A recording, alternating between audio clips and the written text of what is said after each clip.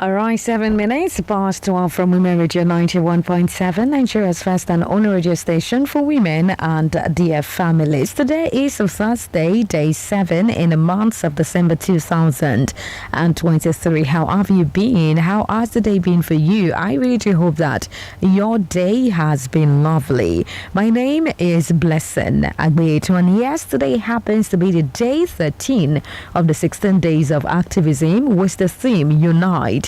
Invest to prevent violence against women and girls. The 16 Days of Activism is a global campaign which started on November 25, being the International Day for the Elimination of Violence Against Women, and it will end on December 10, being the Human Rights Day. Now, this year, Women Radio 91.7 decided to spotlight first responders who provide first-hand help and support to survivors of sexual and gender-based violence. You can be a part of the conversation by calling us on 07000 917 917. Send us a text and a WhatsApp message on 0703 175 6537.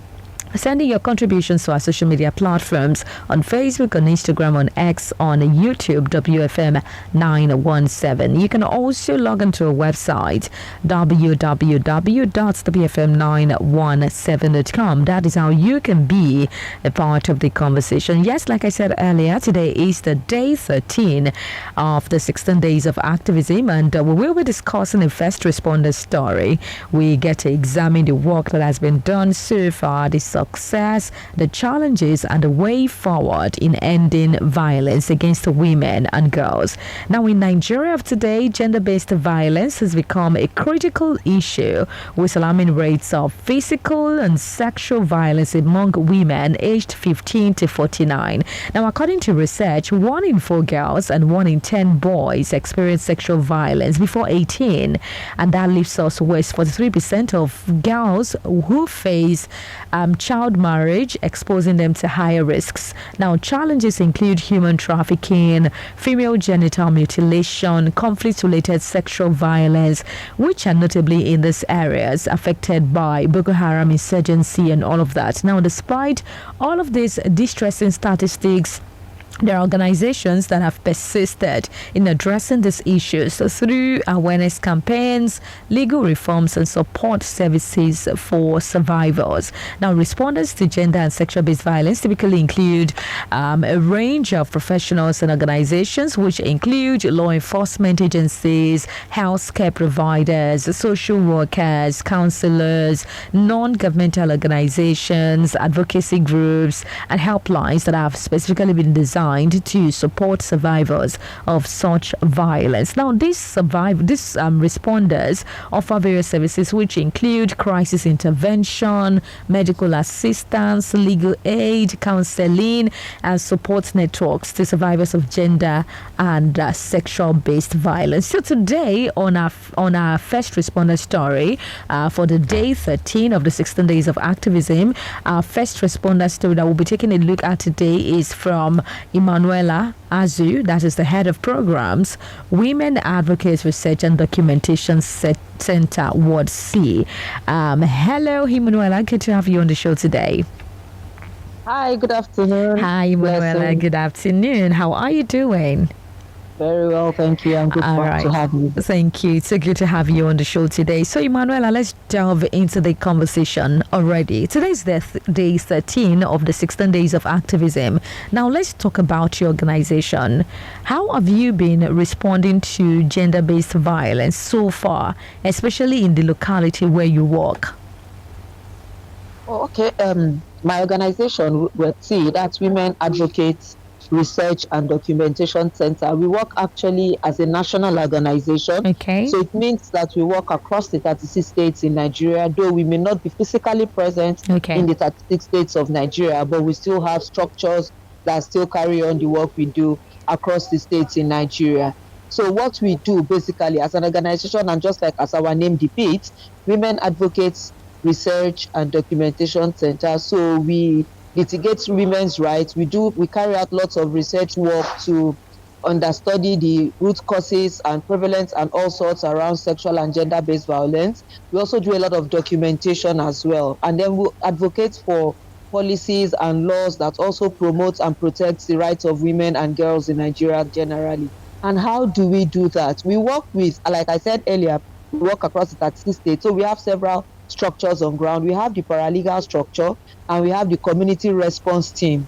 The paralegal structure was the foremost structure that we had, where we trained local people within the communities to have basic knowledge of the law, to be able to understand violations of human rights, because most of the time when these violations occur, people are very ignorant, they are not aware, they are not conscious that these acts are violations of rights, and these violations also translates to gender-based violence. So what we do is we train local people within the community to understand, to identify abuses and gender-based violence, and also be able to respond to them. And so this training started across the northwest and southwest Nigeria. That was how it all started before it expanded to all across almost all the states in Nigeria. We are present in about 18 states in Nigeria, spread across the 6 geopolitical zones in Nigeria. And then we also have the community response team. The community response team is a broader structure. Within the community response team, we have, and so so we had to reinvent the wheel to see what we can do beyond the paralegal structure. So that was why the community response team came to be.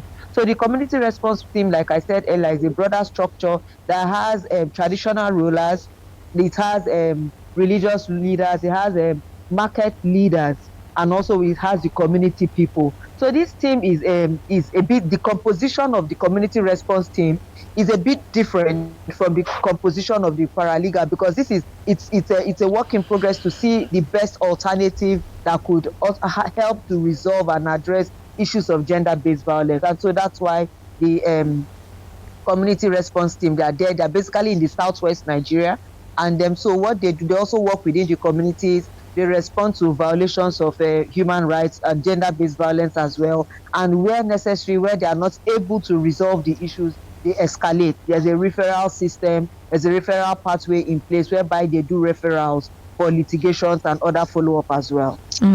All right. Thank you very, very much. That is so detailed. So let me ask you, what has your experience been like when it comes to dealing with survivors of gender-based violence? What are some of the common perception, the common facts and all of that?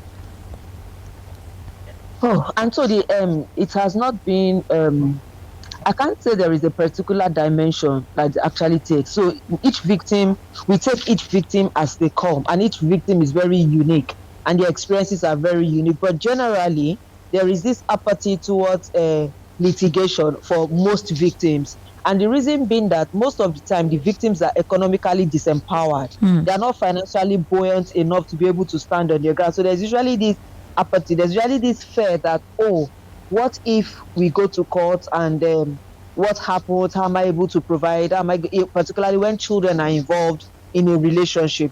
And again, maybe one of the things I should have said is that one of the things that when we talk about gender-based violence, it's not peculiar to a family relationship alone. It's not only between a husband and wife. It's also between.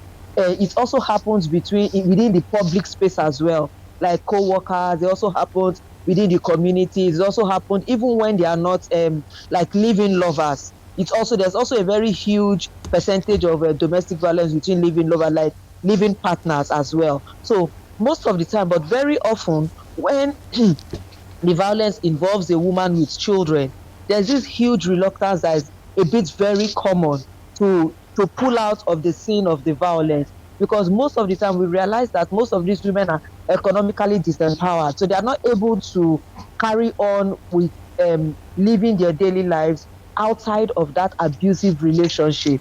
And so this is a very, very, very sad trend that we realize most of the time. But however, there are structures in place. We have tried to put in structures such as providing shelters, not only shelters provided by Women Advocate WOTI, other organizations as well also have shelters across Lagos State and across a few other states where we work. The issue of shelter is a big issue, because one of the first responses to a victim is for you to remove the victim from the scene of abuse. However, in several instances, there is no immediate provision, there is no immediate shelter where that victim can find that succor. So that is usually a big problem. And also, again, even at times, a lot of these women are not able to immediately get themselves an alternate accommodation. So it leaves them in that perpetual abusive relationship. And so it's a very huge challenge. And so because of all of this, a lot of the time, victims are usually very reluctant to proceed with litigation, legal processes. They would oftentimes want a form of admonition and all of that. Yes, in Lagos State, for example, the Lagos State Protection Against Domestic Violence Law provides for what is referred to as a restraining order. The Lagos State gives issues a restraining order whereby the perpetrator is issued a warning, a restraining order to refrain from committing further abuse, either by himself or through his proxies. At times when the court issues a restraining order, the perpetrator himself will restrain, but then he will not deploy other people to begin to violate the woman, But the Lagos State Protection Order restrains the perpetrator and his or her proxies from further violation. So most of the time, the women would rather, but even at that, when the protection order has worked in various instances, would protect them and would, where they are not able to move away from the scene of violence, would protect them within the scene of the violence. They would still be very reluctant to go through the process because of this regular adage that says we cannot go to court and come back and continue being friends. So most of the time, there's this. Even it's even very bad when it is sexual violence of particularly minors. You see the parents of the minor immediately consenting and agreeing to settling out of court for fear of victimization. And oftentimes it's also from a point of ignorance. So it's a huge problem, but it's a work in progress. And then as well, if you see the rate of discussion in the internet, a lot of people tend to say, oh, is this issue of domestic violence on the increase? I would rather say it's not like it's on the increase, but the advent of the social media and the lot of several work that organizations such as even the work that Women Radio have been doing as well through their public awareness campaign has actually impacted greatly. And that is one of the reasons why we see a lot of people speaking out. Like before the program started, I was listening to the jingle that was being played. It's very instructive and very educative. That jingle is not just for the purpose of entertainment. It's also very instructive to show that, you see, there's no sacred cow when it comes to you being a perpetrator. You're a perpetrator, irrespective of who you are. There is no sacred cow somewhere out there, because thankfully we now have laws. But then the other question is, how impactful are the implementation of these laws? All right, thank you very, very much for your thoughts on the show today. 20 minutes past 12 from Women Radio 91.7, Nigeria's first and only radio station for women and their families. If you are just joining us, you're listening to a first responder story, a program put together by Women Radio WFM 91.7 in commemoration of the 16 days of activism against sexual and gender-based violence. And today is day 13 of this conversation. Today on the show, I have with me first responder Emanuela Azu, the head of programs, Women Advocate Research and Documentation Center, Ward C. And so far, she has been able to provide us with insight about how our organization has been responding to gender-based violence.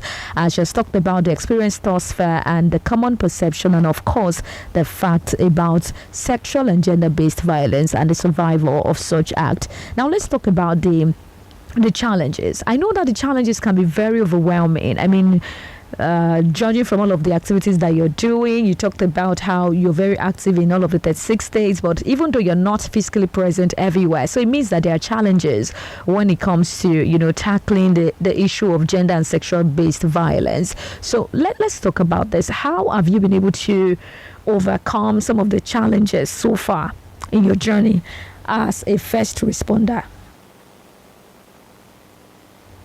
It's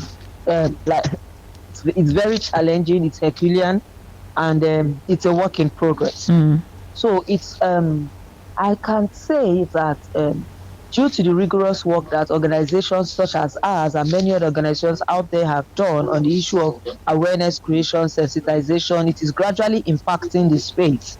So one of the things we have done in most of the communities where we work, we first and foremost come into the community, introduce ourselves, introduce the project, and then get the buy-in and relevant support of stakeholders within the communities. For instance, if you are working in a state in the northeast Nigeria, we recognize that those states have respect for the bulamas within the states, within their communities. So we introduce ourselves, and then we also talk with the bulama in the community to get his buy-in and support on the project. So once that is done, and then for instance, either the paralegals are trained or the community response teams are trained, they are able to then begin to act. So in some other instances as well, they work with the office of the traditional ruler in some communities, as well also work with the security agencies as well in some communities, in all communities. Because one of the things that we do as well is that we organize capacity building training for security agencies within the states where we work. We train them on the existing gender law within their state, using the existing gender law within their state to create awareness. So to enable them to understand that yes, there is a law within your state, and that this law is empowering you to prosecute perpetrators of gender-based violence. So with all of this, it has been a little less challenging dealing with victims of gender-based violence. And as well, we have in some instances dealt with so-called influential and untouchable perpetrators who are big shots within the communities, and it was really very challenging to bring them to justice.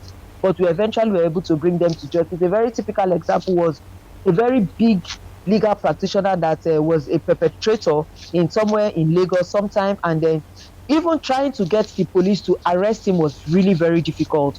We had to call on other civil society organizations who work very closely with the Police Service Commission to get the ID to issue a command to the Lagos State Chapter 2. Hello? In court. It was really very... Hello? Yeah, please go on. Please go on. Yes, and it was really very challenging. But that's also part of the thing. And eventually, we were able to get justice. It was really very influential. It was really very top. I know, because he's also a legal practitioner, a very high up there senior advocate of Nigeria. So it was a big issue. Even getting to prosecute him in court. Interestingly, when we filed in Lagos State a restraining order against him, it took almost 3 months before that matter was assigned in court. Because when at the court registry, once they see his name, the registrar himself was unwilling to assign the matter to the court, to the family court, until we had to make an issue out of it. We did a petition against the registrar and all of that before the matter was eventually assigned. So it's at times very, very challenging. And also because of issues like this is why some victims would rather remain in that silent environment, understanding that the perpetrator is a very influential person. They are usually very scared that, because the perpetrator will boast, will intimidate, and do all of that. So it is already in the psychic of the victim that, this man is untouchable.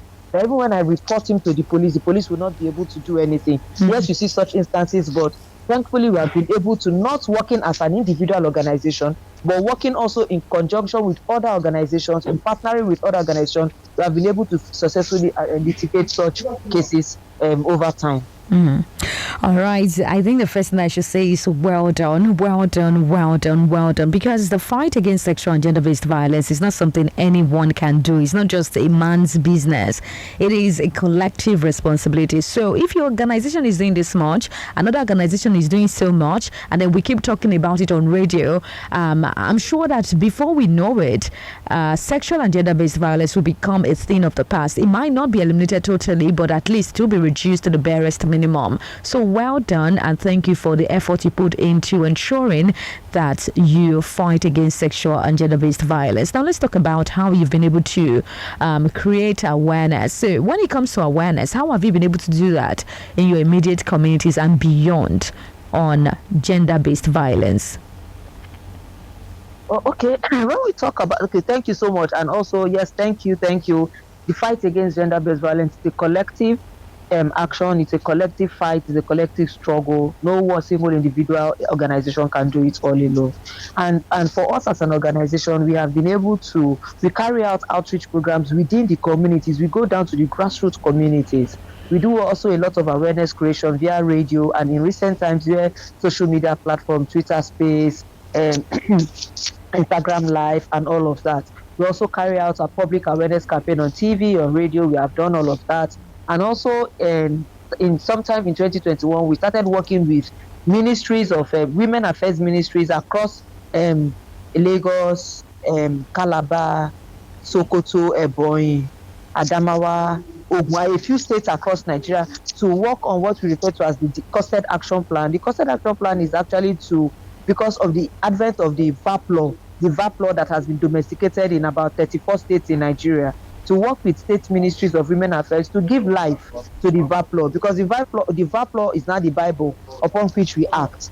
So it's not the backing upon which we act. So, but if we have the VAP law, there's a need for us to raise awareness of the VAP law, to also give more confidence to the populace out there, to victims, that yes, there is now an existing law that supports you and that can protect your rights. So with the community response team, they carry out awareness creation within the market space. And so one of the things we are trying to do in recent times, which has been proving a bit difficult, but we believe we would get there, is to get the full buy-in of the Nigerian Union of Road Transport Workers, to get the ESCO, because several efforts in recent times to get the ESCO on board the conversation is proving a little bit challenging, but we are getting some forms of results and individual results in individual, like for instance in a particular area, let's say like Agege area of Lagos. But it will be more effective if we get the support of the state chapter president. That's one of the things that we believe strongly, that if we get their voice and their buy-in in the campaigns that are being conducted periodically, monthly, within the marketplaces and all of that, and then we begin to also conduct those awareness creation. The thing about it is that the campaign that is conducted in the market is carried out by the executive, the yaologists and the babologists themselves.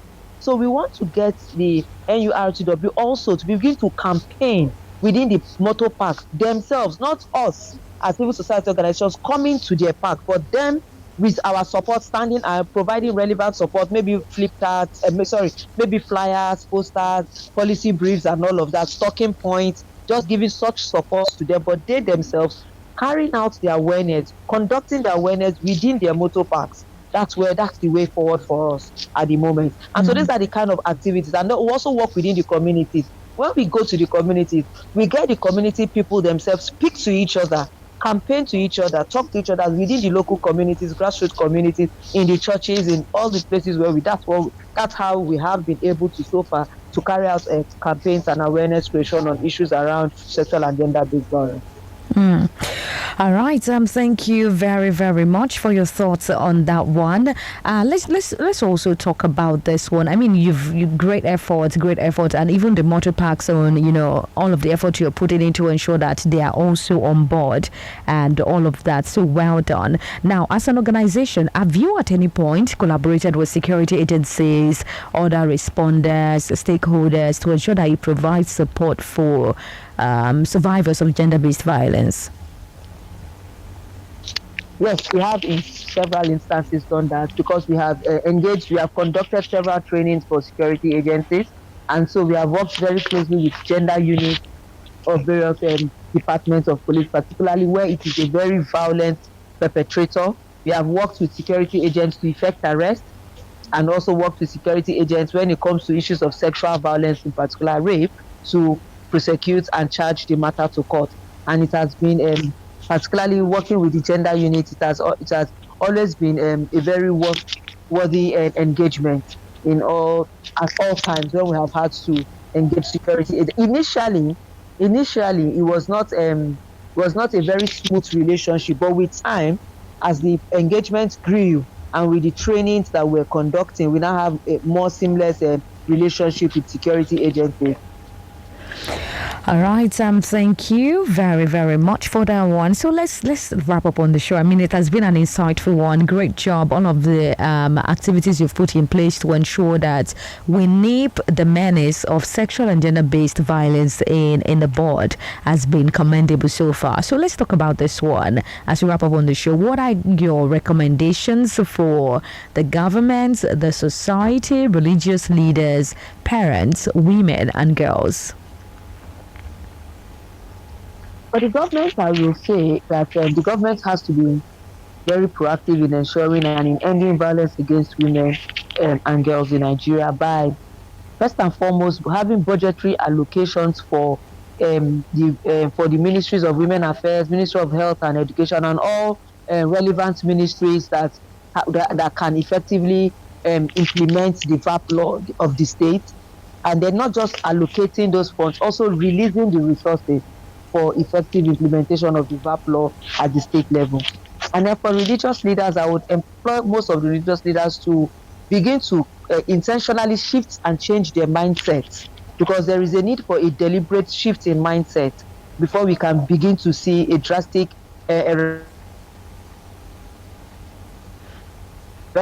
shift our mindsets, to begin to understand that women are not lesser than men in any ramification. We have to begin to shift our mindset to begin to understand that women are equal partners in the development space. And until and except that is done, conversations around violence against women will continue, and there will be no reduction whatsoever. And also for victims is to say that at any point in time, it's zero tolerance for violence against persons, and so victims should also always reach out to the relevant authorities. Like your jingle earlier said, the police security agencies are there, social welfare offices are there, organizations like WOTI are there, even Women Radio. Reports could also come to Women Radio, and I know Women Radio know the appropriate authorities they can refer them to. All they need to do is go somewhere where they can get appropriate referral, because we also have, of course, we also have SAC centers within some government hospitals in Nigeria, in Lagos in particular, where you go to the general last suit in Lagos, you will be referred to the sexual assault referral center located within that space. So all of these efforts is just to assure the victims that their rights will be protected, and at all times they will be protected from all forms of violence against them. All right, so thank you very, very much for being a part of the conversation today. It has been really amazing to have you join the conversation today. Hi, Emanuela.